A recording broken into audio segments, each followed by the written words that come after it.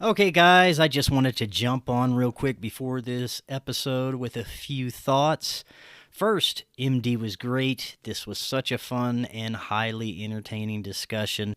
But where I fall on the whole alien narrative is quite skeptical, especially when it comes to the secret space program and some of the characters that he mentioned, like Emery Smith. Only because I've been around too long and probably heard too much that negates much of the alien narratives. But I still consider all possibilities. I think MD did a great job presenting this information. So I leave it to you to decide for yourselves. Aliens, demons, egregores, or just psychotic humans. It's all on the table for me. Enjoy this episode. I think it's just going to get weirder and weirder and weirder, and finally it's going to be so weird that people are going to have to talk about how weird it is. Eventually people are going to say, what the hell is going on? It's not enough to say it's nuts, you have to explain why it's so nuts. The invention of artificial life, the cloning of human beings, possible contact with extraterrestrials, the systems which are in place to keep the world sane are utterly inadequate to the forces that have been unleashed. Welcome back to Forbidden Knowledge News. I'm your host, Chris Matthew. Today my guest is MD Selig. Check out my films, Doors of Perception on Amazon Prime. Occult Louisiana is on Tubi, Roku channel, Apple, and many more. We're booking guests for January. If you have suggestions or you'd like to be a guest, email me forbiddenknowledgenews@gmail.com. Today I want to welcome MD Selig. He is a decorated Marine combat jet attack pilot, screenwriter, and author. MD, welcome. How you doing? I'm honored to be here, Chris. Thanks so much for having me. Thanks so much for coming on. Looking forward to discussing your book, Hush, a psychological thriller of alien manipulation, deep state deceit, and mind control. And these are definitely topics that my audience and myself will enjoy thoroughly. Right now, we're in an era where the discussion of aliens and non-human intelligences have not only become widely accepted, there are congressional hearings with testimony from quote-unquote whistleblowers. But if you've been looking at this with eyes to see, like I have for many years, there are layers and layers of deception, propaganda, and mind control to obfuscate the reality. What the reality is, I couldn't honestly tell you, although there are theories galore, but your book offers a unique perspective about the deceptions and alien disclosure, which we're going to get into today. Before we do, this is your first time on. Tell us a little bit more about yourself and let the audience know how they can find out more. Sure, you bet. Well, my Reader's Digest version is I came out of the University of Arkansas with a history degree. I went right into flight training for the Marines, which is basically going through Navy flight training. All Marine pilots go through Navy flight training. So I went to Pensacola, Florida. Then I was selected for jets, and once that process occurred, I went to Beeville, Texas, which I think the base there is now like a state prison. They put them out in the middle of farmers' fields where we can't hit anything if we crash. So from there, I was selected to fly A6 Intruders, which is an all-weather attack jet, a two-seat attack jet. It's no longer flown. It's now a two-seat F-18. That jet went away, but my squadron, which was based in Cherry Point, North Carolina, eventually was selected to go for the first Operation Desert Storm. So I flew combat missions in Desert Storm at the same time of flying those combat missions. In January of 1991, I was also the squadron intelligence officer. So I was reading all the top secret traffic that was coming through, not only for our squadron, but worldwide, all of the stuff that was happening worldwide. And in addition, I would come to the mess hall at night after flying these combat missions and reading top secret traffic, and I'm watching CNN of all things because they had a huge CNN TV. So I would be watching CNN having just read these top secret briefs, and I realized these three different antenna, flying the missions, watching CNN, and reading the top secret briefs, were all giving me different information. I just had a sense at that time that there was some mechanism above the military, above the American government, above, it was just, something was strange about it. I just knew at the time that I was confused, and I'm a pretty smart fella, but I knew to just kind of sit back. Like my intuition said, okay, there's a bigger evolution happening here. And so I just kind of sat with that. I got out of the military after a total of 8 years of flying. That's one tour for a pilot. You have to stay in a little longer because they spend so much on you flying or teaching you to fly. So it's not just a 3-year tour. So you do an 8-year tour, and I got out. I've kind of always been a storyteller, always been a writer. So I went to LA to begin writing screenplays and doing the acting thing. I produced and directed a movie called Southern Justice, which was eventually aired on Netflix and Showtime, and then even now, and then I wrote for production companies for many years, screenplays, and then also doing the acting thing. I was like one of the guys in Zero Dark 30. You can look me up there on IMDb, but also I was kind of still mulling over all of the stuff that occurred during the war and my time in the service, and just watching the media and just realizing there just feels like there's something behind the curtain here. So the Reader's Digest version is, Hush is my extensive research on covert things that have occurred, basically your covert history from 1940 to about 1950, including Roswell and Cape Girardeau and a lot of the events that your listeners, I'm sure, are aware of. But I kind of start the novel from the standpoint of story. I always think if it's a good story, it's more fun to read. And then if they want to look into what I've done on the research as far as who's in the story and how accurate the stuff is, they might find that it's excessively researched. So hopefully they'll have some fun. Excellent. Well, thank you for the introduction. Maybe you could give us a bit more of a synopsis on the book. Tell us more about some of the areas that you really focused on. Sure. So I kind of weave two stories in the book. We follow a female protagonist named Viola Kells. She's a physicist. And it's basically her journey of realizing how hard she's been hoodwinked, which for me is my journey. And I think for most of your listeners, we've all kind of realized like, wow, we have been just completely hoodwinked here in the sense of there is so much going on that we're clearly not privy to, right? So I have always gone through the 5 stages of grief when I realize I get, finagled like that, when I just get ringed out and I'm like, oh my God, I'm a pretty smart guy. And I bit hook, line, and sinker. I didn't get any of this. I didn't even believe aliens existed. I'm a skeptic by nature. So what occurred for me in researching, and I'll get back to what is the synopsis of the book. The book is obviously her journey of coming to realize how they did the hoodwink to her, a physicist, and how could she be taken so easily as a person growing up who considered herself, pretty smart. The other half of the book, and it's not even half of the book, it's woven through the book.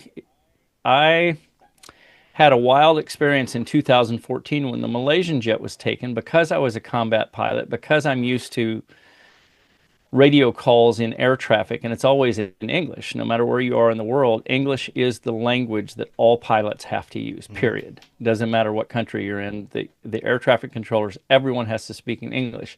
Now, having said that, you very quickly realize when you land on foreign bases that it may be an Asian air traffic controller, or you may hear other pilots that are from different countries, and you can pretty much go like, okay, that dude's German, and that dude's clearly American, and that dude is Asian, and that one right there is from Czechoslovakia. I mean, you just start to hear, these voices when you're hearing air traffic all the time. And you just kind of get a sense. It's just like when you're out in a big city and you meet somebody at a bar or whatever, and you hear an accent and you're like, okay, cool. They're from somewhere else, and that's fun. But when those the cockpit radio voice transmissions were made available right after the flight disappeared in 2014. The flight disappeared March 8th of 2014, but very quickly, like a month and a half later, they released the cockpit voice recordings. And I immediately knew, because I listened to all of them leading up on the ground. I'm listening to essentially the co-pilot, Farik Hamid, making the calls, which is kind of standard if you have a senior captain that he was flying with, which he was, that Farik would make the radio calls so that the pilot is kind of doing some other task at that time as they're taxiing, that type of thing. But I immediately heard the moment they launched, I'm like, okay, wait, that's an American.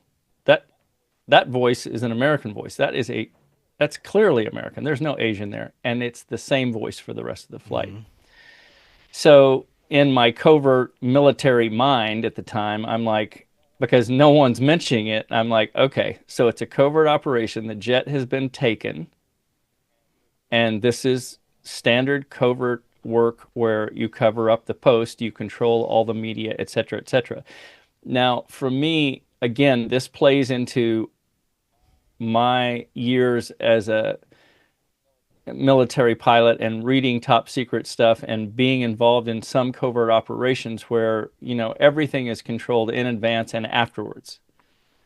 It's not just you do the thing and then it's over. No, you control every part of it. So I had a sense like, okay, the jet was taken because this is not Farik Hamid anymore for the rest of the flight. And for those of your listeners who want to hear those actual radio calls, you can certainly just get online and listen. But if you're interested in my version of what I am pretty sure occurred with the flight all the way to the very tragic ending at Diego Garcia, I won't go too much into it, but the flight did not crash. The flight was landed. The actual aircraft is in a hangar at Diego Garcia as we speak. It's a CIA hangar on the southeast side of the runway, southern tip, and it is disassembled, but it is still there. And the evolution of what occurs is in hush. So that's the second part of the novel. And if you take the audible version, for instance, it's you'll get to hear the actual radio calls, and you'll get to hear me identify, like, okay, here we're Asian, and then we switch to American accent, and it remains the same dude for the rest of the... I say dude. That's just the way I talk. I'd like to get your insights into what we've been experiencing the past couple of decades as it relates to disclosure. I've been in this game for a while, uncovering hidden truths and having whistleblowers and looking at various conspiracies and government corruption. It's obviously there. There are layers to it, and I'm constantly battling with the reality versus the theater that they've presented. It's difficult to navigate these things, but when it comes to specifically UFOs and aliens, this is something I used to cover all the time. It used to be one of my favorite topics, but once I started getting through the layers of deception, and now our own government admitting the reality of UFOs to a certain degree, like I said in my intro, having these congressional hearings, different whistleblowers. If you compare that with other people's personal experiences, what they perceive to be real abduction experiences, contact experiences, there's a huge difference in what's portrayed there and what is being portrayed by our government and media. In my perspective, the truth may lie somewhere in between, but what that is, I still have no idea. I have plenty of different perspectives and theories. The biggest one I consider now is more spiritual in nature, that this may be more of a metaphysical phenomenon, but I'd like to dive straight to the deep end, work our way back. Peeling away the layers of deception, what do you think is really behind this alien phenomenon? Okay, so that's a big one, but I'm going to bite right in there and just get in there and kick the can Right on. with you. So you can read about this in Hush. You will kind of get my overall take on this from years of research and doing the same thing that you've been doing, Chris, which is watching people who are abductees, vetting people, and all I can say is I use my heart. I try to lead with my heart. If I'm watching a Bob Lazar and over the years I realize his story hasn't changed, I'm like, the dude is telling the truth. Sorry, he's just telling the truth. He worked on an alien saucer, right? So, and you just kind of learn over time who might be disinformation and who's leading you in the truth. But let's go back to the gigantic picture. I think one of the things that's occurred, and fortunately, shows like this, you're starting to get the sense of it. The idea of focusing your attention on, let's say, the American government and thinking that you're going to get disclosure for them, it's not going to happen. And I'll get there in a minute of how that's not going to happen. But let me start at the very top. My best impression of what's occurred is before we even arrived here, a group called the Draco Reptilians arrived here. Why would they have arrived here? Because humanity and what's going to occur literally in the next year and a half is going to step into what we are, which is love. And when we step into what we are, the vibrational frequency of the earth is rising, we're rising, and our capabilities, we are literally considered by all of the alien races out there, benevolent and malevolent. It's a 95 to 5% ratio from what I understand from studying secret space program personnel, abductees, and everyone else who ever connects with aliens. They basically said, you guys, you humans, are royalty. And all I can tell you is we're considered royalty because of our capability.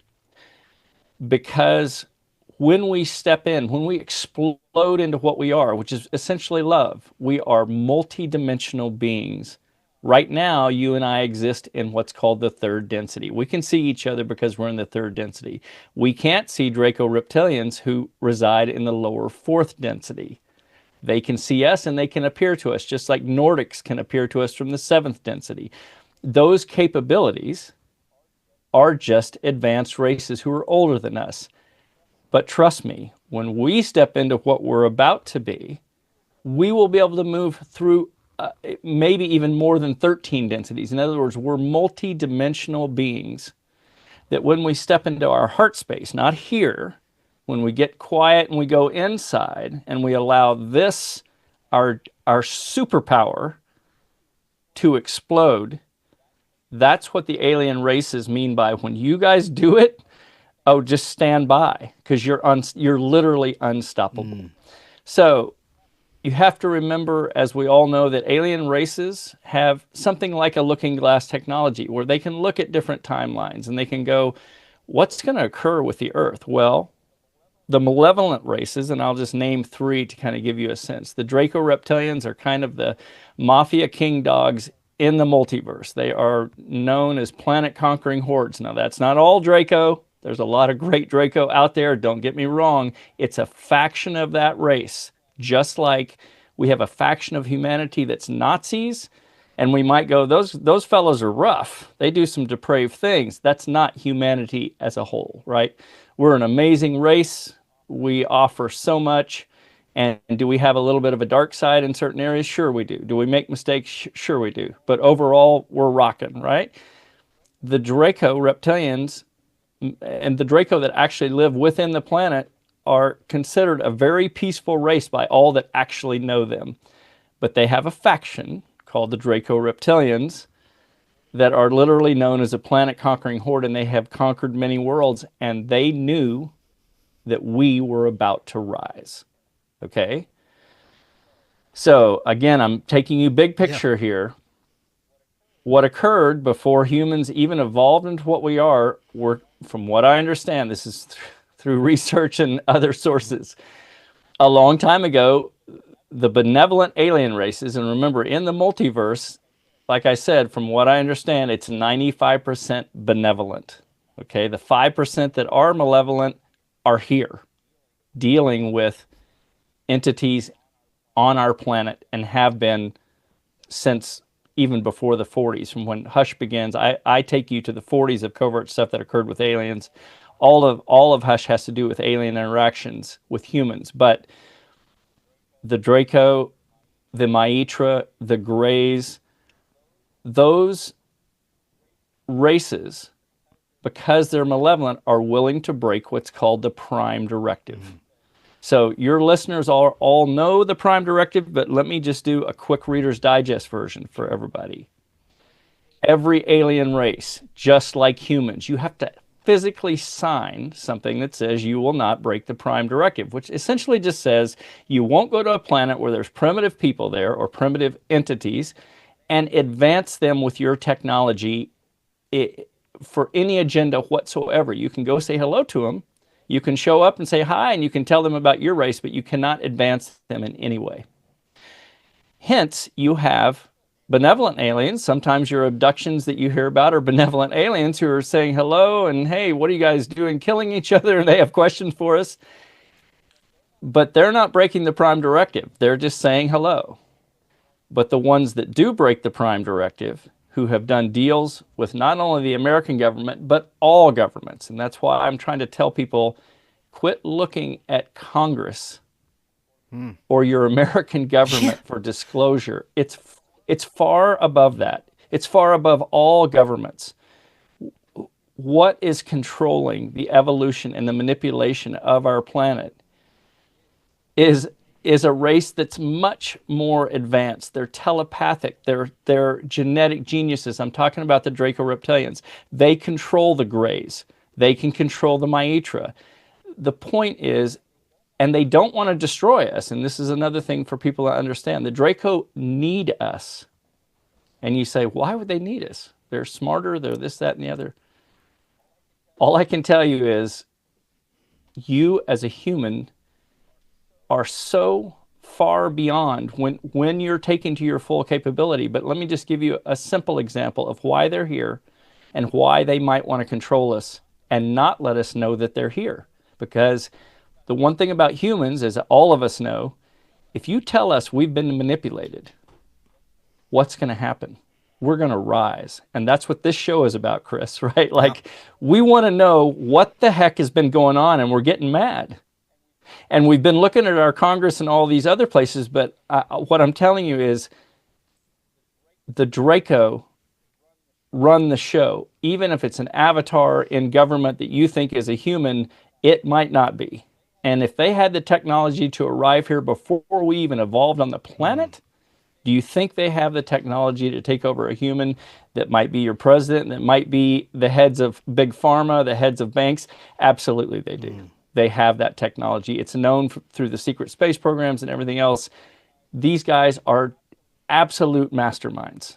And the other thing about the Draco is, if you can have looking glasses where you can manipulate what humans are going to do as a group, well, if you play both sides of the field and you say, there's no such thing as aliens, and then you play the other side that says, well, there's maybe some aliens, what happens to humans?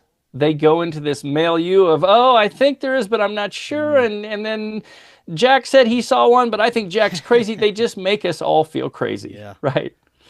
So let's keep it really simple, though. Let's say they arrive around Roswell and start, or let's say a little bit before that, with the Nazis in 1933. And they tell the Nazis, hey, if you'll go to this below ground base called 211, you'll see it in the book, but ice shelf in Antarctica, there might be some technology there to help you build ships for your off-world aims. The Nazis wanted to go off-world. Okay, this is in 1933.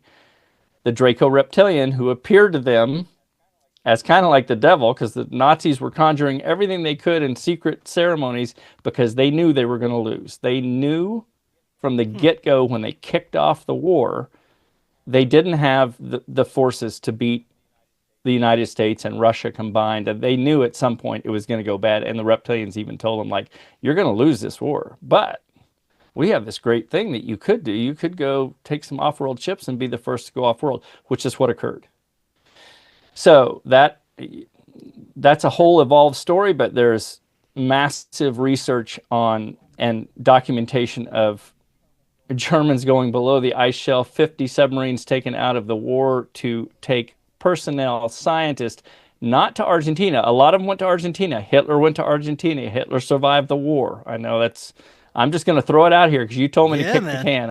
Hitler survives the war, but I'm just saying that what occurred below the ice shelf in Antarctica, and let's be real, New Berlin is still below the ice shelf in Antarctica. It's a massive city below the ice shelf that has remained. That'll come to light soon. But let's go back to the simple story. Why would the Draco come here to control us? Let me give you a couple simple examples. You as a human are valued in space. You're a commodity. So if the genetic masterminds that the Draco are can take a few humans and go, let's amalgamate them with technology and let's sell them in the trade routes, that's gold. We're worth a lot. Let me give you an example of why that would be important, because everybody needs currency, so to speak, to get things, right? Everybody has an agenda. Humans are valued in so many ways, but let me just make it really simple. I take it back to the pirates of, let's say, the 1600s. A merchant ship is leaving Britain full of goods, and the pirates are like, we want those goods. And someone says to the pirates, hey, dude, you've got swords and you're going to board that merchant ship, but how about you try this flintlock pistol? And the pirates are like, hey, cool, yeah, let's try that. And then the next year, the same seller says, hey, cannons, bro. Cannons are the new thing. See the gold on that Spanish galleon? Cannons. You need cannons. We got them. We got cannons. So all of those ships that are leaving these ports with goods have to have what? They have to have protection. How do you get protection? It's technology. It's a cannon. It's a flintlock. Whatever it is, the newest thing, you're going to have that on your ship to protect your commodity. But guess what? The pirates are getting the same thing. That's how they do blockades. That's how Blackbeard blockaded North Carolina, right? And South Carolina. My point is, the same thing occurs in space. Space is a dangerous place. It's not Star Trek in the sense of it's all, the wonderful horizon. Certainly that's out there too. But if you're in space, traveling intergalactically or within the galaxy, whatever, you are vulnerable. And guess what? The one who has the high technology can board you and take what you have. So what occurs is, in the trade routes in space, and talk to any of the secret space program personnel, they're like, yeah, the one with the most technology kind of is generally better off. Now there's a whole other layer to that where we're talking about consciousness, and heart energy is still more powerful. I'll just give you a Reader's Digest version of that. If a ship is conscious-based, it can literally take down a ship that is fully technologically fortified. In other words, you can have a massive aircraft carrier size that's 20 miles long, fully fortified, and it can be taken down, scuttled by a tiny ship that is coming with heart energy, conscious heart energy. You say that's impossible. I'm telling you, it occurs over and over, and you hear about it from the secret space program personnel where they're like, this ship, the power of the individuals on that ship and that conscious ship scuttled our massive battle cruiser. Scuttle it, meaning shut down all of our systems. We had our life support systems. We had nothing else worked. This ship just approached and we couldn't fire up. Nothing would work. And that's what I'm saying, that that this whole next level for humanity that's coming, it's on you right now. The wonderful explosion is happening. That's kind of the Reader's Digest version. There's a lot to unpack with that. Whenever people hear things like reptilians are in control of the planet, a lot of them that really don't go too deep in the research will check out and think it's a bunch of nonsense. Although I have heard too much eyewitness testimony, firsthand encounters. If you add that to the purely anti-human agendas that have been put forward by our ruling class, it makes a lot of sense that non-human entities may be in control of what they're trying to accomplish right now. Before we get to that, though, I want to go back to the MH370 flight that you were mentioning, and you said that this does tie into everything that's unfolding at very deep levels. Maybe you could tell us a little bit more about that. Sure. So I brought in just the MH370 within Hush because it is, again, dealing with an alien-traded technology. And I won't give away too much, but certainly you can watch video footage online of the flight being teleported. It's being teleported by two MQ-9, or it's being filmed by two MQ-9 Reaper drones that are using Gorgon stereo technology. The flight is clearly on fire. It's at low altitude due to the clouds that are around it. There's just tons of documentation that this is a pre-planned thing, in the sense of those drones have to be in place. They can't catch up to a jet. So the entire evolution of MH370 was a completely pre-planned hijacking by the American CIA working for the cabal to bring technology that was on board that flight. Think 20 engineers from a technology company that was producing semiconductors in Texas, Freescale Corporation.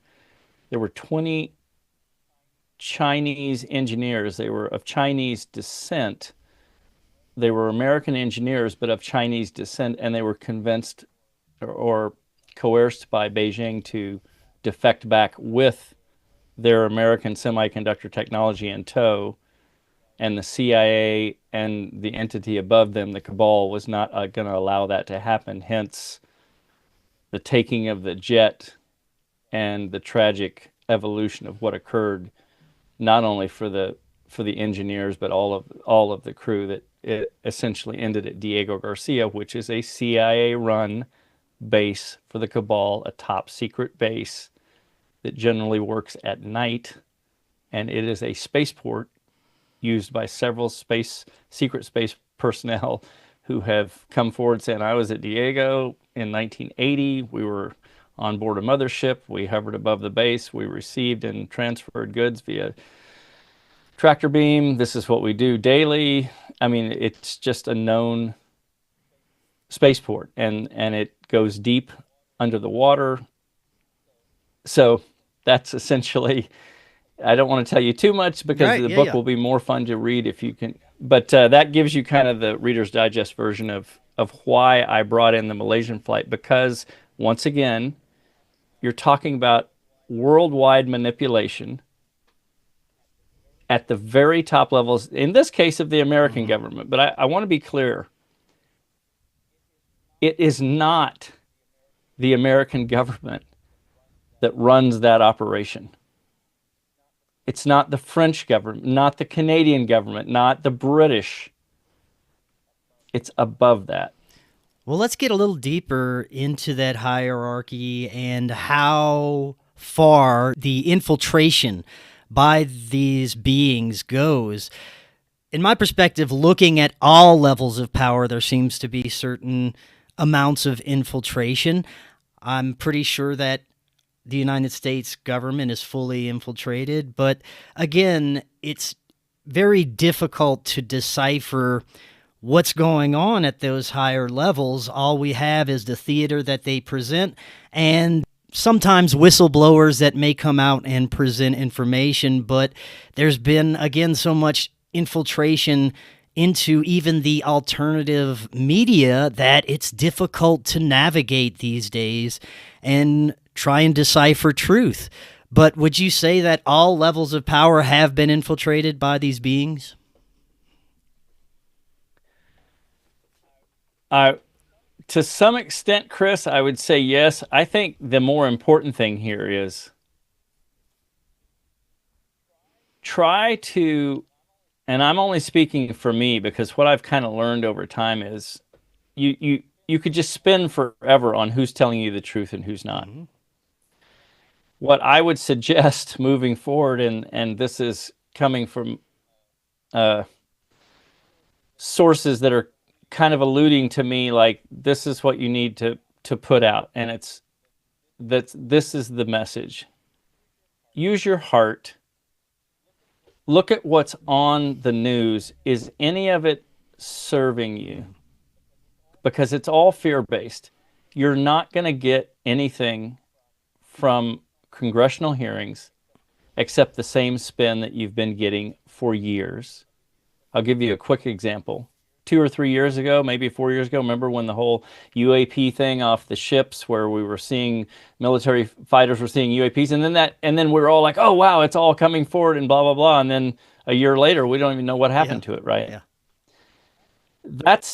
That is their play. That is the way they work humanity. And what I'm trying to say is, take your attention and go inside. And this may seem woo-woo, but I'm telling you, what's coming for humanity has to do with going inside. Your power, your discernment, use your heart. And if you're watching a show where it just feels like this is just more of the same spin on junk that's never going to serve me, then turn it off. And try to find a space where you're leading with your heart. And what you're going to find is, you're not only going to get information, but you're then not trying to stay in the spin that the Draco who run this mind control wants you to stay in. What do they want to do? They're going to bring in AI Atlas. The CIA is going to bring AI Atlas. And what are you going to do? Oh my God, this thing's coming. And this is what we all do, right? This thing is approaching. What is it? And we spin on it. And that's exactly how they keep you from focusing on the higher level, which is, wait a minute, what are we? Who are we? Not what's trying to control us, but if we go inside, my experience, the more I'm going inside, even if I'm listening to someone spin on AI Atlas or anything else, is I'm just starting to realize, like, God, there's almost nothing to fear. As a human, if you go inside, you're going to quickly realize, like, wow. And the energy that's going to come to you, I'm not just talking about human energy, the stuff that's coming to the earth right now from the earth and around the solar system, those entities communicate via the heart. So I hope that's not too woo-woo, but I'm telling you, that's the real deal. You should know what show you're on here. There's nothing too woo-woo here. You mentioned Atlas. Do you think that Atlas is going to be used to maybe usher in some more false alien narratives? Well, it's already done its job, right? So again, here we are where AI Atlas just means fear in my book. Like, I mean, anyone who speaks of it, it is just more like, are they coming to get us? Who's in it? Blah, blah, blah. And it's like, if you just take a step back and you watch how good their hoodwink has been for so long, now they're on the run.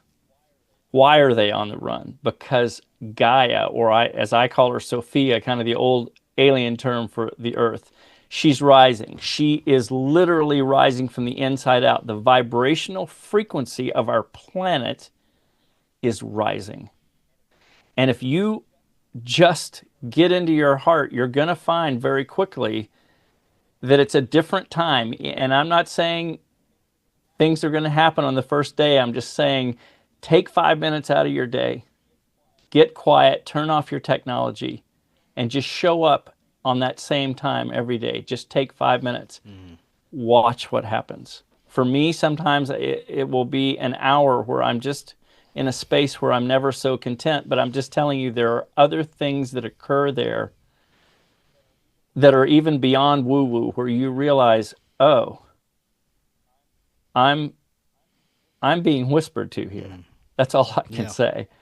And the 3i Atlas and all of the media spin on everything, it has nothing nothing to do with your power as a human and what you can evolve to. But if you spin on that stuff, if you keep spinning on what they're feeding you, it's going to be tougher for you to get there. 100%. For myself, once I was able to understand that most of what we experience from our mainstream media, social media, global leaders is deception or has levels of deception that you have to decipher through, and it makes it easier to not let yourself be sucked in through the fear-based nonsense that they're trying to portray. When it comes to what we're experiencing now and have been for a while, what do you think is the desired outcome of these groups and the non-human controllers? Where do you think they ultimately want humanity to go? And then we'll discuss what's really happening. Okay. All right. So I'm understanding, Chris, that you're saying if they could have it in their perfect malevolent world, what would it look like? It looks like what Earth looks like now. And the reason I say that is, well, I should say maybe 5 years ago when they were really prominent. They're literally having to physically leave the planet now because of the vibratory frequency of what's occurring here. The reptilians can't stay literally on the planet in the energy that they're in because of what's occurring here. So that's some great news. But in their perfect world, which it was for quite some time here, humans were being used throughout the planet. And I won't go into the heavy darkness of what was occurring with humans, but also off planet. So when they controlled us at the level that they did, we were essentially slaves, but not only as a food source, and I won't go too heavy into that, you can read about it in Hush, but that same group would sell us off-world because we're worth a lot as a food source out in the galaxy, but we're also worth a lot as super soldiers amalgamated with technology. We just have so many things that allow groups like the Draco to even have more power and control out in the galactic trade routes, because remember, it's all about what you have to offer. And a lot of the malevolent alien races would love to have the capability to interact with humans and have humans for various things. And we're rare. And we're rare because of what I talked about earlier, because of our potential, our capability. And so in that perfect world that they have been using with us here in our lifetimes, the darkness that was here and still is here to some extent was their perfect world. Now they're on the run, and that's why I'm saying what's going to occur between now and roughly 2027, if you'll just use your heart to decipher no matter what ships come or whatever else physically occurs on the planet, if you'll use your heart to lead, just let your mind just become an extension of your heart, all of my sources are telling me you'll be fine. You have nothing to worry about, nothing. No matter what presents itself to you, even it might be a false prophet, it might be a perfect ship or several ships that land, say, in Washington, D.C., and benevolent-looking beings step out, or at least they appear benevolent. Maybe they're perfectly tall, blonde Nordics with blue eyes, and they can even make you feel so wonderful and heavenly when they step out, and you're going to be staring at these ships. And you may feel like the gods have returned and I'm getting off this crazy planet. Each individual will have to make their own decision. There's no right or wrong. I'm just saying if you'll use your heart to decide if you want to go with them, they might not be in your best interest. All I'm saying is use your heart to discern. You'll be fine. There is literally nothing to fear, nothing. I've heard you mention the secret space program a couple of times. I'd love to get your insights into the true nature of this, because I've had guests that have claimed to have been involved in this, claimed to have been super soldiers or in the MK Ultra program. Many of them claim to actually go off planet and interact with extraterrestrials, and they have this incredibly advanced technology like jump rooms that allow them to get to another planet in an instant. That's all incredible. I consider it all, but I've also had the opposite side of the spectrum. People that claim that what we're being presented about this secret space program is even a psychological manipulation, that the individuals involved are being implanted with false memories just to perpetuate a false UFO alien narrative, and the entire disclosure movement is a deception in a sense that many believe we're really dealing with demonic forces that are trying to deceive humanity into believing in aliens, even good aliens that they would trust, but in the end they're being deceived by demonic forces.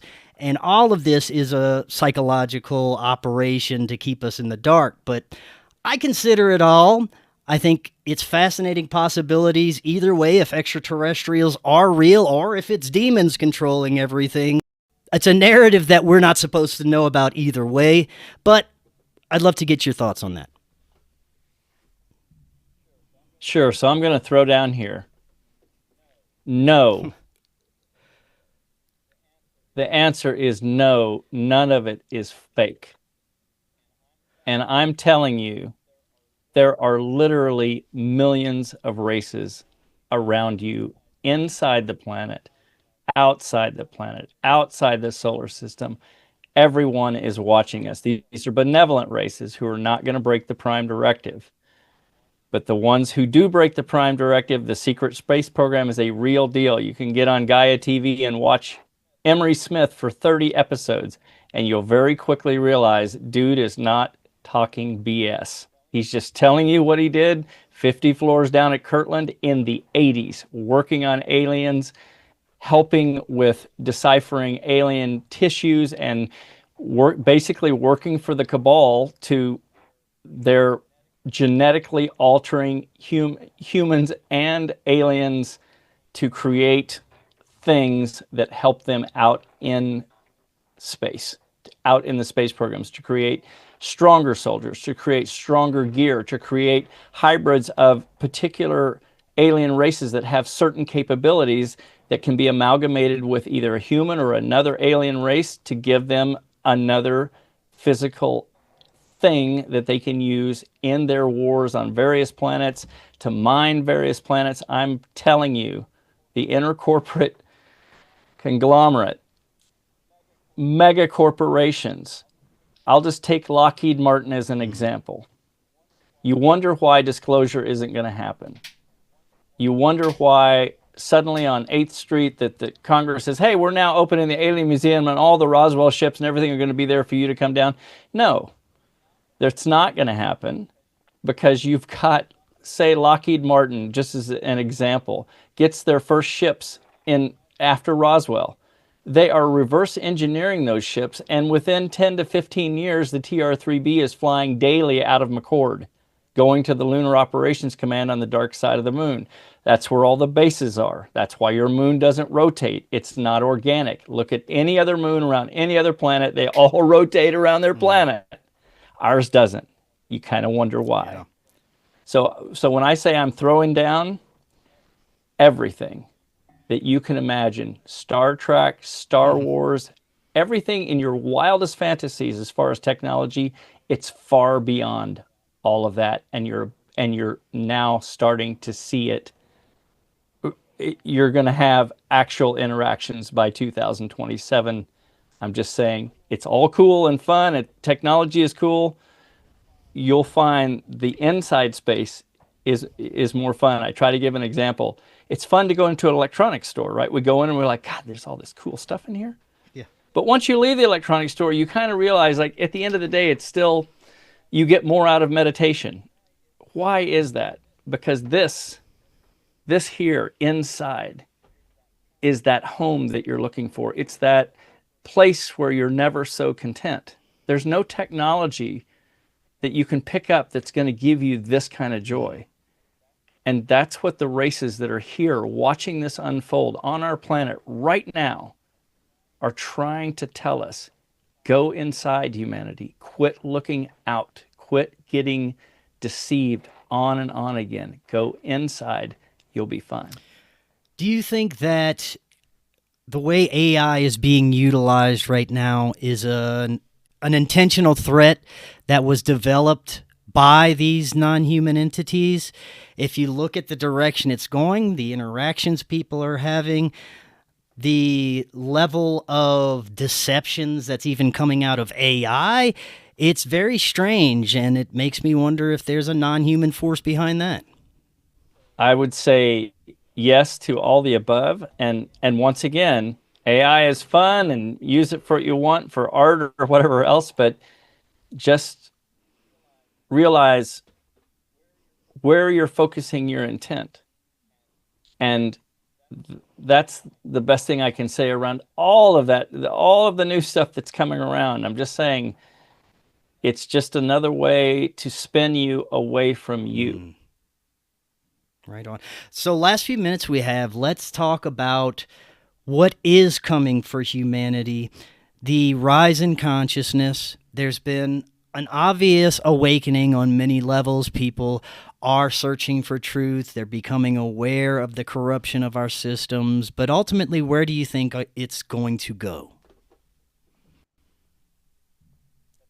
That's a great question, Chris. We are being welcomed to the galactic community. That's where it's going. Tell us a little bit more. We are literally being welcomed. We have now, from what I understand, my sources tell me that we have somehow, in the last 3 decades, evolved much faster from a heart space and is who we are, much faster than the benevolent races thought we were, and that suddenly the time is now, that it's upon us, that we are literally, by 2027, we are going to be fully, you're going to know that you're part of the galactic community. It's a very exciting time. It's going to get a little rough because things always get rough before they get better. But the long and short answer is go inside to be prepared for that. Because the closer you get to yourself, it's all I can say is you're going to be contacted by more entities who only work from here. If you stay here, you literally can't. You're going to miss out on what's even more wonderful. If you just lead with your heart, you'll be fine. And but it's going to get a little rough for about 2 years here because the bad guys are in their last gasp. They're having to leave the planet. They're going to do what they can. They may try to do a human harvest where they take as many as they can with them, posing as false prophets, saying, hey, you might want to go with us. We can get you off this crazy planet. It'll be wonderful. We have technology. All I'm saying is use your heart to discern before you make decisions with what's coming very quickly for you, and you'll be fine. There's literally nothing to fear. Do you think that there are some of these malevolent beings that walk amongst us, shapeshifters, or have the ability to pose as humans in some way? Oh, absolutely. So when I talked about earlier that the cabal, like the folks who run big pharma, the media, the military, all the ones who make the critical decisions across the globe. This is not just the American government. All of the actual movers and shakers, the small group that can actually manipulate things, and particular individuals within each government, not just the American government, that are needed to kind of work that particular populace. My impression is you're dealing with a hybrid at best, if not a full Draco Reptilian within the human body. I'm saying, could they take me over and give you disinformation? Yes. Yes, I could be a Draco right now speaking with you. I'm just saying, if they have the technology to do with all of the volumes of information that you can look up on secret space program personnel, watch interviews, get on Gaia TV, watch not only Emery Smith, Jason Rice, watch David Adair, watch their stories of what was occurring in the 80s, 40 years ago, the technologies they were dealing with. It's exponentially beyond all of that, and that's just what those guys dealt with. They have alluded to what they saw, things that were just like, they're like you can't believe it until you're standing there. And you kind of get this sense like these guys don't even have any reason to lie. Their stories are so complex, and they all intertwine with what they see, even though they didn't know each other in the programs. They're seeing the same alien races. They're seeing the same ships. They're seeing the same ports. They're all going to Diego Garcia, getting supplies and returning to different planets. And you're like, okay, it's not just Diego Garcia. Many other deep underground military bases are involved. I'm just saying that there is volumes of information to let you know that the technologies on our planet are so far and coming from aliens, meaning Draco's able to put your soul in a beaker and take you over for a particular period of time for an alien agenda that no other humans are realizing they're dealing with a Draco. Yes, they have that technology. One last thing before I let you go. There are many that believe that a lot of these narratives may be leading to some kind of false alien invasion. A lot of people doubling down on that with the Atlas comet and all the narratives behind that. Do you see that as a part of the agendas that is coming out? So again, Chris, I think this is a perfect example. You and I could spin on that for 20 minutes about, oh, what could they do? They could start a war. We could see, aircraft come in. Or we could go, wait a minute. Who's feeding that? Who's feeding that soundbite? Who is perpetuating that? Well, we are to some extent. All I can say is use your heart. Don't spin on what you've been spinning on for the last 15 years. Allow there to be an adjustment for yourself. And I will promise you, it's going to be more fun for you. And there is nothing to fear. The invasion, the war that could possibly be, the this, that, and the other, the planet could... No, it's not occurring. What is occurring is all of us. And it doesn't mean it... And I'm talking about there is no hierarchy here. Just because someone's been meditating and getting into a heart space for 4 years before you does not mean they're higher on the hierarchy of heart level. These entities are going to communicate with all humans who just try to begin leading with your heart. That's the way these benevolent alien races have been pushing to us for years. Like, if you guys will just step back into where your power is, it's here, it's not here. Let this be an extension of this and just watch what happens. There's literally nothing to fear. I love that message, man, and I agree. I don't think we have anything to fear. I think we're in fascinating times, and I'm looking forward to what the future brings. Now, before I let you go, is there any upcoming projects, anything you're working on that you'd like to share? Sure. So I'm working on Hush Volume 2. So the one that's out there is A Covert Evil Volume 1, and it's your covert history from about 1940 to 1950, and it also includes the obviously the Malaysian evolution of what occurred with that flight.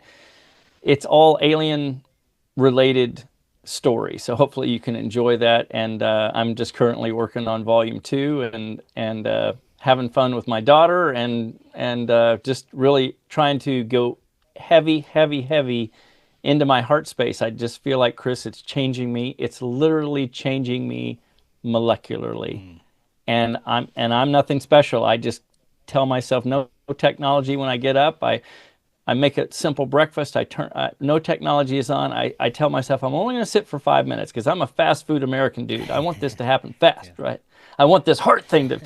And what occurs for me, I've learned over time, is if I sit for 5 minutes, the next thing I know, sometimes I'm there for 3 hours because I'm in that space where I just realize, like, God, I'm me as love.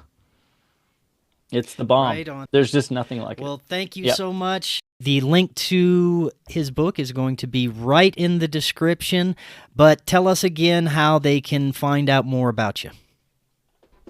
Sure, they can just go to mdselig.com, And the links are there for the book, and the Audible is fun if you want to hear the actual radio calls on the Malaysian flight. Yeah. But yeah, there's plenty of links there. And awesome, man. Well, there's plenty more we can discuss, so I'd love to have you back on in the future. And until next time, everyone, have an amazing evening. We will talk again tomorrow. We'll see y'all then. Hello, friends. I am so excited to tell you about Independent Media Token. Independent Media Token is a brand new way to show your support for independent media without having to donate a dime. Independent Media Token is a cryptocurrency on the Solana blockchain designed to generate funds to promote and foster the growth of independent content creators, allowing them to engage in their art without having to worry about being demonetized. Through a network of media partners, of which you yourself can become a part of, Independent Media Token's goal is to ensure the powers that be can never cut off all of our areas of funding and censor the only free voices left in the world. Join the movement today. You can pick up Independent Media Token using Phantom Wallet or the Solana wallet of your choice, where you can easily swap your Solana for IMT. Grab some IMT today and remember to always know your team. To learn more, visit independentmediatoken.com or use the link right in the description. Are you and your family prepared for an emergency? Maybe the fake alien invasion? Now is the time to prepare yourself and your family for any event. Check out Prep Starts Now. Their mission is to provide high-quality preparedness products that empower individuals and families to be ready for any situation. They're committed to delivering reliable, trusted gear to ensure your safety, security, and peace of mind in times of need. Their product selection is carefully curated to provide you with the essential gear you need to stay prepared. From emergency kits to tactical tools, every item is chosen for its reliability and practicality. Prep Starts Now understands the importance of family, and their goal is to equip you with everything you need to build a solid plan for your family's preparedness. In today's ever-changing world, being prepared is more important than ever, and Prep Starts Now is here to help you and your family stay ready with quality products and practical guidance. Use the link in the description and get 15% off your order. If you're looking to start your therapeutic microdosing journey, but don't know where to start, especially when looking for the highest quality ingredients, including nootropics, and what you'd expect from a true microdose capsule, check out our friends at Brainsupreme. They offer the absolute highest quality ingredients so you can start your microdosing journey knowing that you're getting top-notch ingredients. To find out more, visit their website using that link right in the description, and you can get 15% off your entire order.